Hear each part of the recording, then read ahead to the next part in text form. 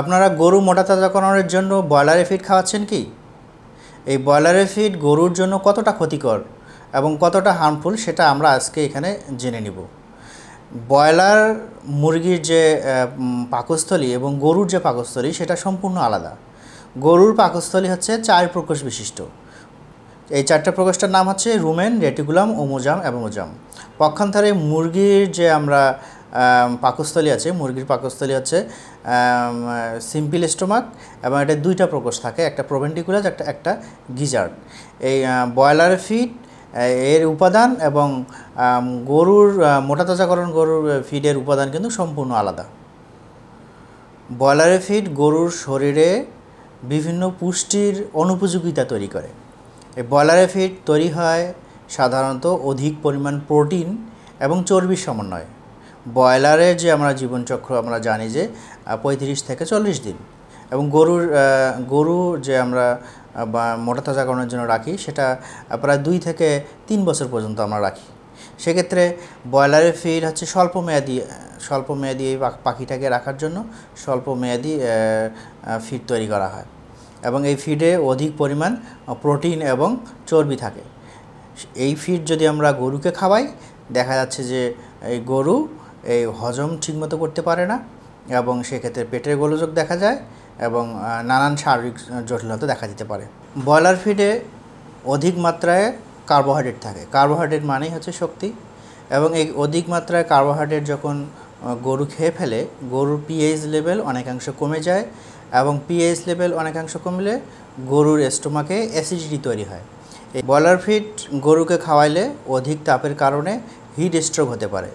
গরুর শরীর সাধারণত ন্যাচারাল প্রক্রিয়ায় শরীর থেকে তাপ বের করে দেয়, কিন্তু অধিক এনার্জির কারণে এই তাপটা শরীরে ধরে রাখে এবং অধিকাংশ সময় গরু স্ট্রোক করে মারা যেতে পারে। ব্রয়লার ফিডে সাধারণত কিছু রাসায়নিক উপাদান থাকে, যেমন অ্যামাইনো অ্যাসিড। এই অধিক পরিমাণে অ্যামাইনো অ্যাসিড গরুর লিভার এবং কিডনিতে সমস্যা সৃষ্টি করে এবং লিভার কিডনি নষ্ট হয়ে যেতে পারে। দীর্ঘমেয়াদে ব্রয়লার ফিড খাওয়ালে গরুর ওজন বৃদ্ধির পরিবর্তে ওজন কমে যেতে পারে। অনেক সময় দেখা যায় যে দীর্ঘ সময় ব্রয়লার ফিড খাওয়ানোর পর ব্রয়লার ফিডের হজম প্রক্রিয়ার একটা ব্যাঘাত সৃষ্টি হয় এবং সেক্ষেত্রে গরুর পেটের ট্রাবল হয় এবং গরুর ওজন কমে যেতে পারে। ব্রয়লার ফিডে সাধারণত বিভিন্ন ধরনের রাসায়নিক উপাদান, হরমোন এবং অ্যান্টিবায়োটিক মিশ্রিত থাকে। এইগুলো উপাদান গরুর শরীরে মারাত্মক পার্শ্ব প্রতিক্রিয়া তৈরি করে। যেহেতু ব্রয়লার একটা স্বল্প মেয়াদী প্রজেক্ট, খুব কম সময়ের মধ্যে ব্রয়লারকে রাখা হয় এবং ব্রয়লার তার নিজের শরীরে এইগুলো উপাদান ও টলারেট করতে পারে, কিন্তু এইগুলো যখন গরুর শরীরে যায় সেক্ষেত্রে গরু অনেকাংশে এগুলো সহ্য করতে পারে না এবং সহ্য করতে না পারার ফলে বিভিন্ন ধরনের সাইড ইফেক্ট তৈরি হয়। সেই সাইড ইফেক্টগুলো হচ্ছে গরুর লিভার এবং কিডনিতে পানি জমে, গরুর রোগ প্রতিরোধ ক্ষমতা কমে যায় এবং সামান্য ইনফেকশনেও গরু মারা যেতে পারে। গরুকে দীর্ঘদিন ব্রয়লার ফিড খাওয়ানোর পর গরু যদি অতিরিক্ত মোটা হয়, সেক্ষেত্রে গরু উঠে দাঁড়াতে পারে না এবং চলাচলে অসুবিধা হয়।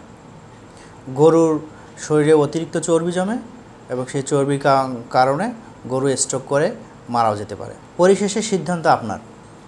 আপনি ব্রয়লার ফিড গরুকে খাওয়াবেন নাকি খাওয়াবেন না। শুধু ব্রয়লার ফিড যদি আমরা গরুকে খাওয়াই, শুধু গরুর শরীরেই যে পার্শ্ব প্রতিক্রিয়া তৈরি হয় তা না। সেই গরু থেকে যে আমরা দুধ এবং মাংস পাই, সেগুলোতেও অনেক রাসায়নিক উপাদান চলে আসবে এবং মানুষের শরীরের ক্ষতি সাধন করবে।